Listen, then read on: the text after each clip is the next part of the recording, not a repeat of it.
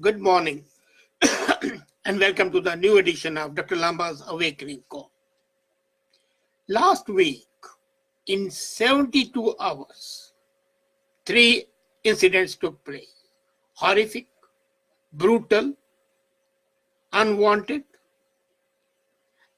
and absolutely inhuman. On Wednesday, a white man with a history of violence shot and killed two blacks without any reason at a store in Kentucky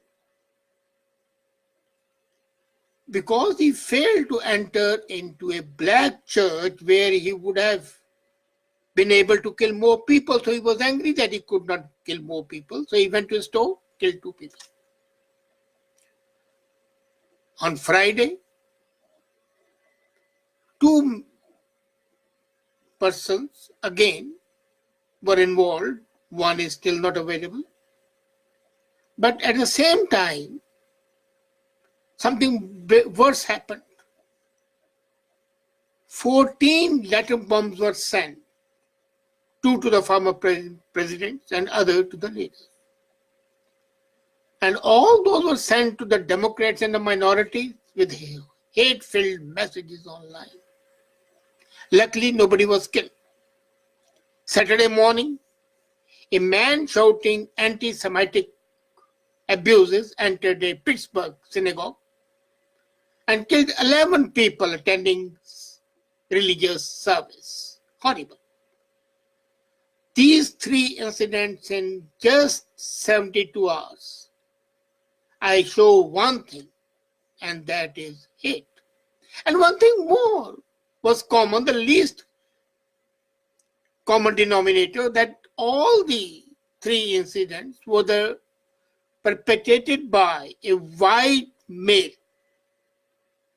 Now, this is horrible, but then on the Facebook, a friend asked a question, Wayne Zuckerberg. Why is it that these white males are now becoming more and more prominent as perpetrators of violence and even to the extent of domestic terrorism? I don't know why this group of the white males is more prone to domestic terrorism type, but then I ruminated and I found that there is a historical, cultural, psychological, and social reason for being so. If you look at all the incidents that took place, whether they took place in 2010, 2011, or in 2017, now in 2018, you would find that more Americans were killed by the homegrown right-wing extremists than by the people whom we normally identify with terrorism. And this is according to New America, a think tank which is non-partisan. Why is it? Have we thought so? And now it's very easy when I hear CNN blaming Trump for this upgrowth. But then there have been cases. In May, a 35-year-old man harassed Muslim teenagers. In March 2017, a white guy stabbed 66-year-old person. And as I said, there have been more deaths because of the white terrorists or the white deranged person. Trump is not responsible for Cesar Saviok, who killed these 11 people, sent a dozen crude bells. He is not responsible for the guy who killed Jews in the church. As a matter of fact, Trump's own daughter and his grandchildren are Jews. The main reasons are historical. Tens and thousands of the people come from the broken homes who have received truncated and substandard education and found themselves trapped in jobs where there is no progress. They fail to make both ends meet, as they have lost their homes and their dreams, and only because of the corrupt financial system. As a matter of fact, these dregs of society are unintended victims and the casualties of the sweeping social change that has brought automation, globalization, the digital revolution, and the predominance of America as an industrialized country. Hundreds and thousands lost jobs in 2009 when Obama led the White House and the Democrats ruled the Congress. And it's that huge number of people live in poverty, and they're bitterly aware that not only are they in a bad situation, but their children are in a worse situation. There are not going to be any hope. There's no glimmer of light at the end of that tunnel. The gap between the richest and the poor is growing. And when the people are poor, when they have nothing to look forward to that, then the despair and hopelessness manifests itself in various ways. Only an extremely plaster their vehicles with the hate-filled slogans, like the bomber did. But otherwise, look at the opioid crisis. 2,000 people die annually in USA because of the excessive opioid use. Can you in any way not accept that these people who are disgruntled, frustrated, they have no hope, they want to do something, at least to get a few minutes of glory, even if it leads to their death?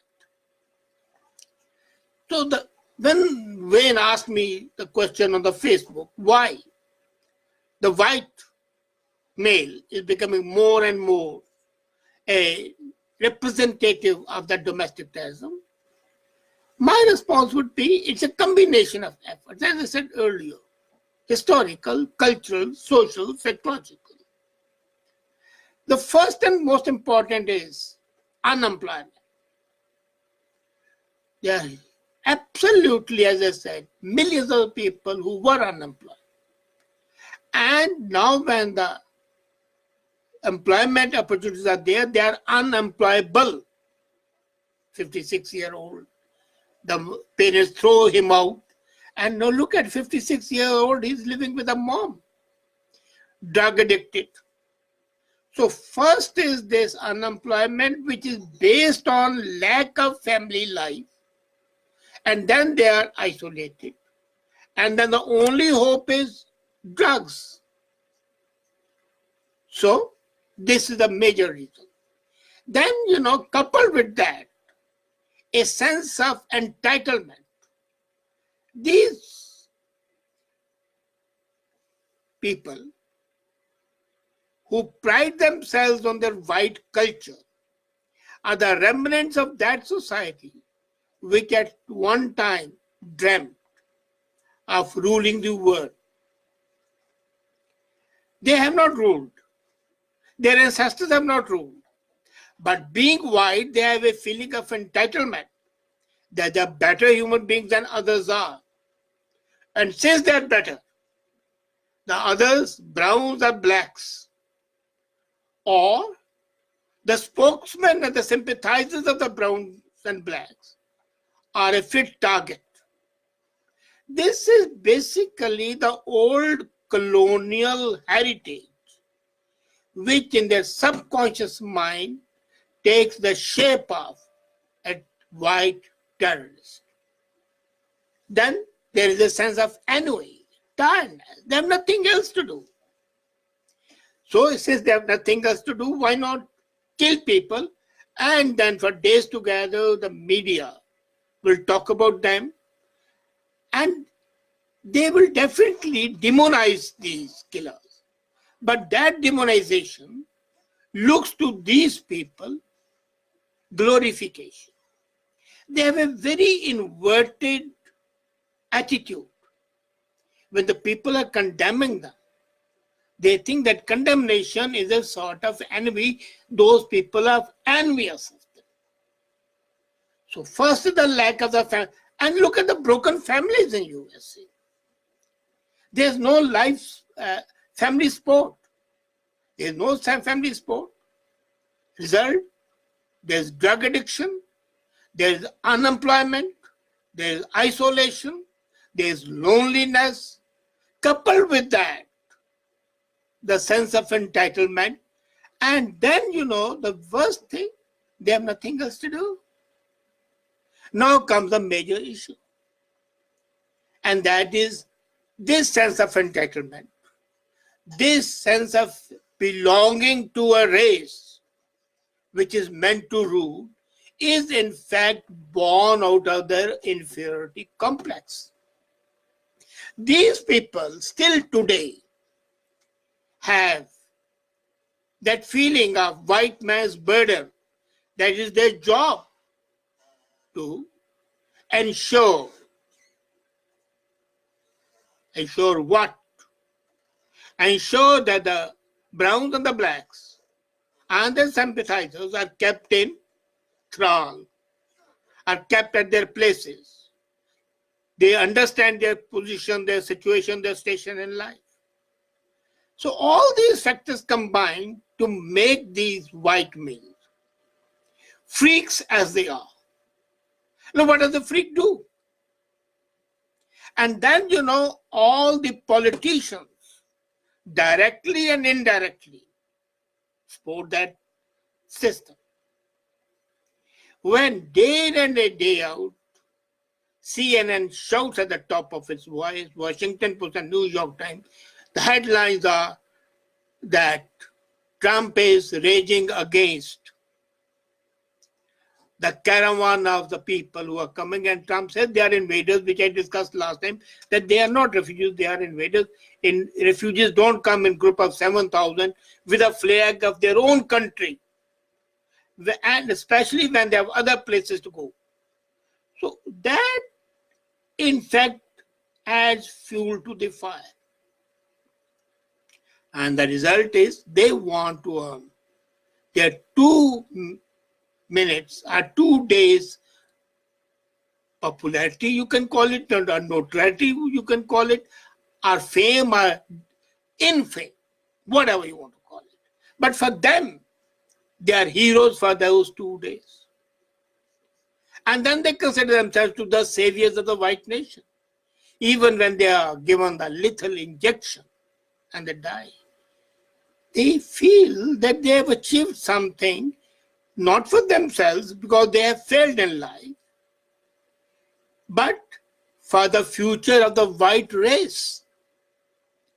This cultural, psychological, social, and historical, all these factors combine and make these people feel that they are the society which is meant to rectify the errors of globalization, of immigration, and ensure that the whites are the ruling class, and ensure that the blacks and the browns are kept in their place as hewers of wood and drawers of water.